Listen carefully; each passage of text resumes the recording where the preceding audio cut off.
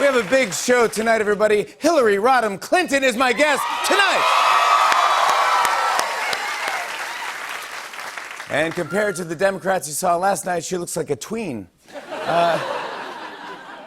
That's right, last night was Super Tuesday, and today for Mike Bloomberg, it was, oh my God, I wasted $1 billion Wednesday. That's right, last night was Super Tuesday, and the big winner was Joe Biden. After finishing fourth in Iowa and fifth in New Hampshire, Biden won 10 states. Yeah. That's like going from the middle seat on Spirit Airlines to Beyonce's private jet. You know, seriously, no one saw Biden becoming the front runner again. Right now, even Jesus is thinking, wow, this is a crazy comeback. That's right, Biden had a great night, and you could tell things were going well for him. Just look at the photos the TV network showed every time he won another state. First, when he won Alabama, they showed this. Then when he won Virginia, they showed this. Then when he won North Carolina, they showed this. And finally, when he won Texas, they showed this.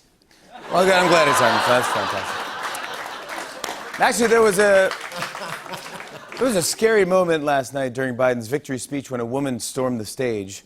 Thankfully, no charges were pressed, and she was able to be our lead guest tonight. Hillary Clinton is here, ladies and gentlemen. No.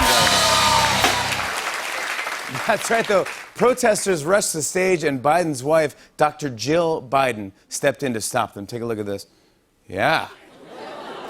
Forget First Lady. She should be Secretary of Defense.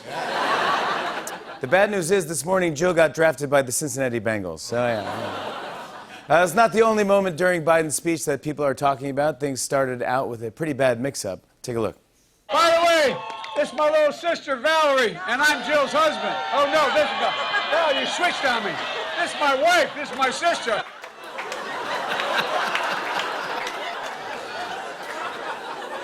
After saying that, Biden automatically won the state of West Virginia. So good for you. Hey, forget about it. Trump saw that and was like, dear God, he's unstoppable. He's great. Meanwhile, Bernie Sanders also had a decent night. Unfortunately, when he thanked his supporters, he got a little too big with his gestures. Look what happened. But for the years and years of love and support you have given me and my family. Poor Bernie. That was a week's worth of Metamucil. You understand? I mean, that's... But it wasn't a great night for Mike Bloomberg. He spent his Super Tuesday in Florida, and after the disappointing results came in, he tried cheering himself up by buying a theme park. That's right, Super Tuesday went so poorly for Bloomberg that this morning he dropped out of the race. But good news, Mike, compared to de Blasio and Giuliani, you're still every New Yorker's favorite mayor. So... Of course, Super Tuesday was a big night for the news media, and they really went all out to cover the Democrats, bringing on as many anchors and analysts as they could. I'll show you what I mean. This was CBS, right? Able to defeat the president. Yeah, that's just because one desk with 5 people. That's pretty standard right there. Now here's ABC. They did three desks with 13 people. I mean, that's kind of a lot right there. Yeah. Now here's MSNBC. They used a set for Hollywood Squares. Not sure that's a great idea. Now here's CNN. They had a Ferris wheel rotating 40 anchors in and out of frame. Now that's a good idea. And finally, here's Fox News. It was just an empty chair and a sign that says, no news today.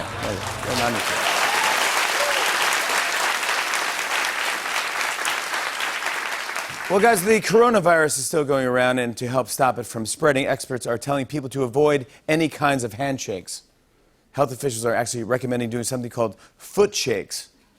Have you seen it? Take a look at this. This is real.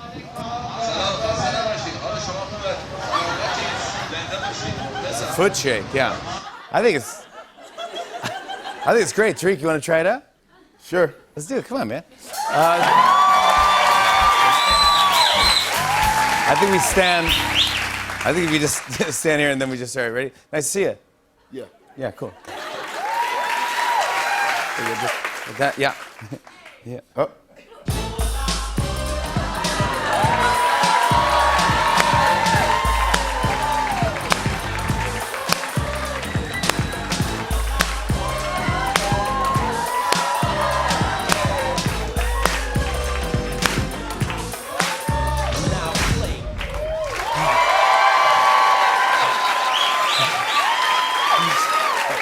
wasn't too hard. Tariq Trotter, everybody. Let's hear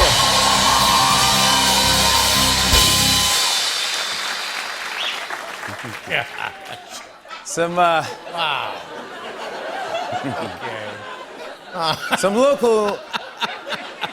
Some local news. By the end of the month, New York City will remove some of its last remaining street payphones. Yeah, officials said, sorry, but you're going to have to find somewhere else to urinate. Now, this is crazy. I read about 2 women in Pennsylvania who have been best friends for 17 years and just found out that they're actually sisters. Yeah, and ever since that, they haven't stopped fighting. And finally, an American Airlines flight was diverted to a different airport after a passenger tried to open a door mid-flight. In the passenger's defense, the in-flight movie was Cats. We have a great show. On and on and on. I said, and it's on and on and on.